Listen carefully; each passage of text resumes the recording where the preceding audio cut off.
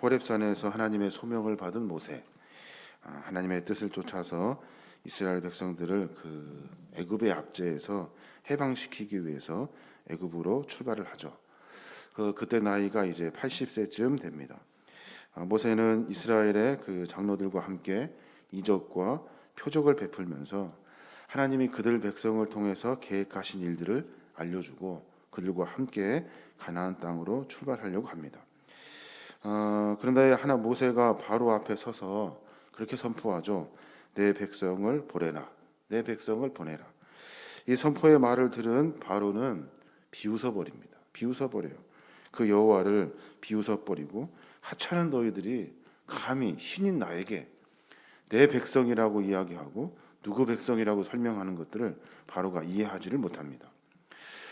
이에 대한 보복으로 이스라엘 백성들이 감당하기 어려운 중노동을 부응하게 되죠. 혹독하게 아주 강하게 강압 정책을 펴서 그들이 다시는 하나님의 이름을 머릿속에 기억하지 못하도록 혹독하게 일을 시킵니다. 이 광경을 보고 이스라엘 백성들이 모세를 원망합니다.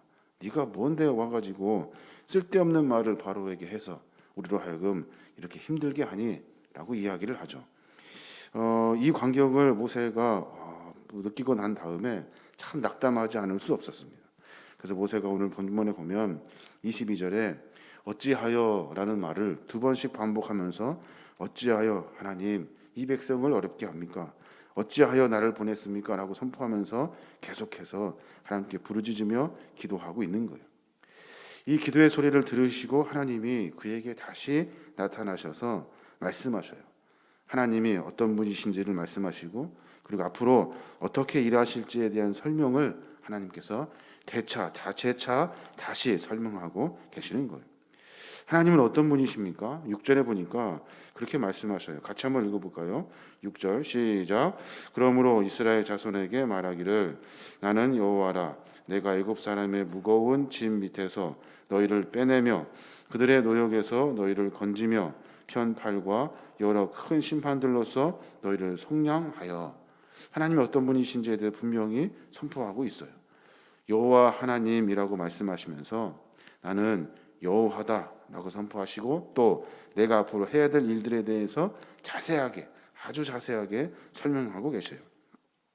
여호와라고 말씀하시는 그 하나님의 말씀, 오늘 보니까 6장 2절에 보면 하나님 모세에게 말씀하여 이르시되 나는 여호와이니라 라고 말씀하셔요.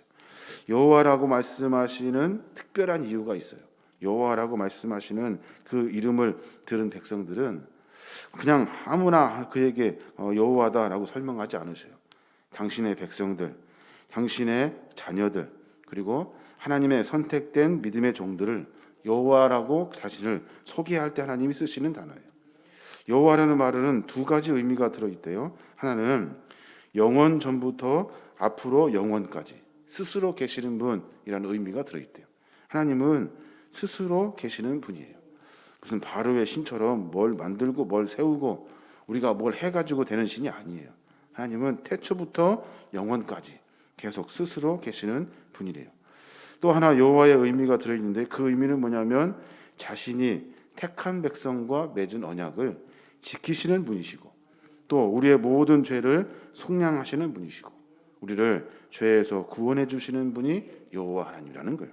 이스라엘 백성들은 지금 애굽의 여러 가지 어려운 일들을 당하고 있어요. 그 일 가운데 하나님이 개입하셔서 일하신다는 말씀이에요. 어떻게 일하십니까? 너희들을 빼내겠다는 거예요. 내가 너희들을 빼내겠다. 그리고 그들의 고역에서 어려운 그 중노동에서 너희들을 건져주겠다. 그리고 죽을 수밖에 없는 너희들을 속량하시고 구속하여 주겠다라고 하나님이 말씀해주고 계시는 거예요. 우리 하나님도 마찬가지예요. 우리 하나님은 내 삶의 형편과 처지를 이미 다 아시고 모세처럼 이스라엘 백성처럼 하나님께 부르짖고 기도하는 사람들에게 하나님은 여호와 하나님으로 개입하셔서 스스로 계신 분으로 개입하시고 또 택한 백성들의 연약을 잊지 아니하시고 일하시는 하나님께서 우리에게 찾아와 주셔서 빼내어 주시고 건져내 주시고 구속해 주시는 분이 하나님이시라는 거예요. 그러니까 우리가 기도할 때마다 이 하나님의 그 거룩한 모습을 늘 기억해야 하는 거예요. 하나님, 어렵고 힘든 상황 가운데서도 나를 빼내어 주십시오. 나를 건져 주십시오. 나를 구속해 주십시오. 라고 기도해야 하는 겁니다. 하나님은 바로에 대해서 여러 가지 일들을 계획하고 계셔요. 내가 이제 큰 일을 행할 것이다 라고 설명하면서 우리가 잘 아는 앞으로의 이제 그 애굽의 10가지 재앙을 그런 그 예표를 하나님께서 해주시고 계시는 거예요. 또 한 가지, 하나님은 어떤 분이십니까? 하나님은 이스라엘을 자기 백성으로 삼으신 하나님이셔요. 자기 백성으로 삼으셨어요. 7절 말씀 한번 같이 읽어볼까요? 7절 시작.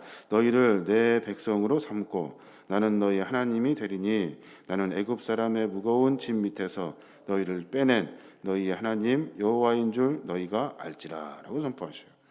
너희를 내 백성으로 삼겠다고 말씀하시는 거예요. 참 이것처럼 정말로 은혜로운 말씀이 없어요. 내가 너를 선택하고 너를 자녀 삼아주시고 너를 내 백성 삼아서 앞으로 하나님께서 일하시겠다고 말씀하고 계시는 거예요. 이제 공식적으로 너희들과 내가 어떤 관계인지를 설명하고 계시는 거예요. 우리의 하나님이 되어주시고 자기의 백성으로 삼아주신 이스라엘의 하나님, 우리의 하나님, 그 하나님은 여러 어려운 상황 가운데서도 우리를 눈동자같이 지켜주시는 분이셔요. 그 하나님의 은혜를 우리가 만나게 되는 거예요. 이것은 어떤 공로를 통해서 얻어지는 것이 아니에요. 내가 뭘 해서 얻는 것도 아니고 내가 뭘 가져서도 얻는 것도 아니고 그들이 뭘 잘해서도 얻는 것도 아니에요. 보십시오. 하찮은 그 종이고 노예이고 힘도 없고 권력도 없고 자기 땅도 변변찮은 것이 없는 이스라엘 백성들을 하나님은 자기 백성 삼아 주셨어요. 다른 것처럼 나라가 있고 강성하고 크고 힘이 있고 뭔가 좀 강력한 그런 뭐 권세도 있고 이런 사람들 백성 삼으면 하나님이 얼마나 좋겠습니까? 하나님은 그런 하나님이 아니셔요. 어렵고 힘든 상황 가운데서도 하나님을 찾고 하나님을 고민하는 사람들에게 하나님은 다른 것 따지지 아니하시고 오로지 사랑과 은혜로 우리를 자녀 삼아 주시고 하나님 백성 삼아 주시는 거예요. 이게 하나님의 은혜라는 거예요. 내가 무슨 자격이 있어서 우리가 뭘 하나님 앞에 서는 것이 아니라 내가 뭘 할 수 있어서 하는 것이 아니라 그저 하나님은 나를 사랑하셔서 나를 자녀 삼아 주시고 백성 삼아 주시고 그리스도인 되게 하셔서 그 은혜를 알게 하시는 거예요. 그것이 하나님의 은혜라는 거예요. 내가 너의 백성이 되겠다라는 말씀은 하나님의 주권적인 은혜예요. 하나님이 그렇게 하시고자 계획하신 거예요. 이런 은혜를 우리가 깊이 깨달아야 하는 겁니다. 내가 교만하거나 자만하거나 잘났다고 선포하는 것이 아니라 아무 이유도 없는 나를 하나님이 선택하여 주시고 자녀 삼아 주시고 사랑해 주신 하나님의 그 은혜를 우리가 분명하게 깨달아야 하는 거예요. 또 이스라엘 백성들 향하여 하나님은 어떤 하나님이십니까? 하나님은 분명히 그 이스라엘 백성들이 거주할 수 있는 그 기업의 땅을 약속해 주신 분이셔요. 아브라함, 이삭 때부터 계속해서 하나님은 가나안에 대한 이야기를 계속해서 말씀하셨어요.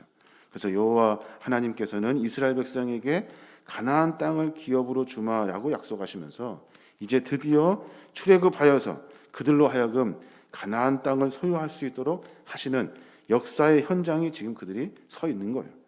그래서 하나님의 백성들은 하나님의 약속을 반드시 기억하고 있어야 돼요. 하나님은 그 약속을 절대 꺾어내지 아니하시고 하나님은 그 약속을 반드시 지키시는 분이셔요. 기도할 때 우리가 어떻게 기도해야 하냐면 하나님 말씀을 붙들고 기도해야 돼요. 하나님 말씀, 내 말씀 되게 해주시고 이 말씀대로 하나님 내 삶 가운데 실현해 주십시오.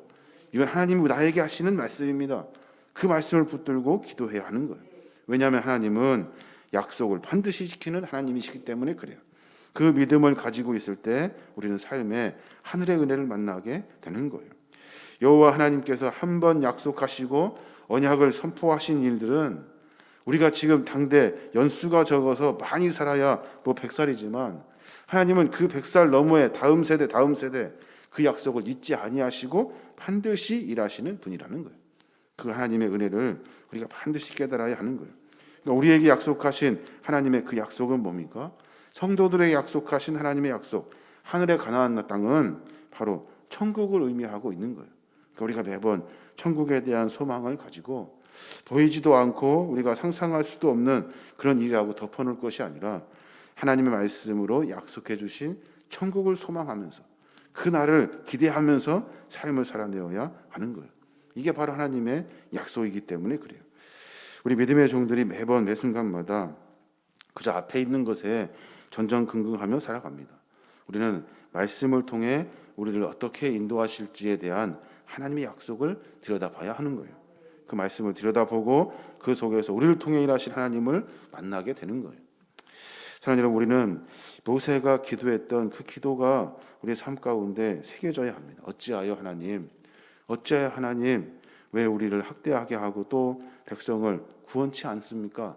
하는 그 모세의 그 기도를 통해서 하나님이 어떤 분이신지 모세에게 직접 나타나셔서 말씀해 주고 계시는 거예요. 여호와 하나님은 우리의 삶 가운데 분명히 개입하셔서 우리의 구속자가 되어 주시고 우리를 백성 삼아 주시고 자녀 삼아 주시고 그리고 또 하나님의 거룩한 땅을 소유할 수 있도록 그 약속을 실행하시는 분이셔요. 그 하나님을 우리가 매번 신뢰해야 될 줄로 믿습니다. 사탄은 우리로 하여금 이런 것들을 다 잃어버리게 하고 다른 것들이 더 중요하고 다른 것들이 나를 살릴 수 있다고 설명하고 이해시켜요. 근데 믿음에 있는 사람들은 백성들은 하나님밖에 없어요. 하나님 우리를 구원하시는 분이셔요. 내가 다른 거에 주인 삼아서 거기에 밑으로 들어가는 것이 아니라 나의 주인은 하나님이셔요. 나의 주인은 하나님이시고 나를 자기 자녀 삼아 주시고 백성 삼아 주신 분도 하나님이셔요. 이 은혜를 우리가 깊이 깨달아야 하는 겁니다. 오늘 하루 가운데 그런 믿음이 좀 있었으면 좋겠습니다. 하나님은 나의 주인이십니다. 하나님의 약속의 말씀을 붙들고 삶을 살아냅니다. 오늘 모세는 이러한 하나님의 자기소개를 듣고서 다시 결단합니다. 하나님 선포하시죠. 뭐라고 말씀하십니까? 10절에 보면 여호와께서 모세에게 말씀하여 이르시되 들어가서 애굽 왕 바로에게 말하여 이스라엘 자손을 그 땅에서 내보내게 하라. 너 다시 들어가라. 다시 들어가. 정신 차리고 다시 사명 붙들고 다시 들어가. 13절에 뭐라고 말씀하십니까? 여호와께서 모세와 아론에게 말씀하사 그들로 이스라엘 자손과 애굽 왕 바로에게 명령을 전하고 이스라엘 자손을 애굽 땅에서 인도하여 내게 하시니라. 다시 원점에서 하나님의 계획을 실행하고 계시는 거예요. 우리의 신앙의 모습도 약해졌을 때 하나님을 다시 발견하고 찾아서 다시 원래 자리로 믿음의 자리로 돌아와서 하나님을 다시 만나야 하는 겁니다. 또 다시 사명을 붙들 수 있는 저와 여러분이 되었으면 좋겠습니다. 오늘 하루 가운데 이러한 주의 은혜가 함께 하시길 주님의 이름으로 축원합니다.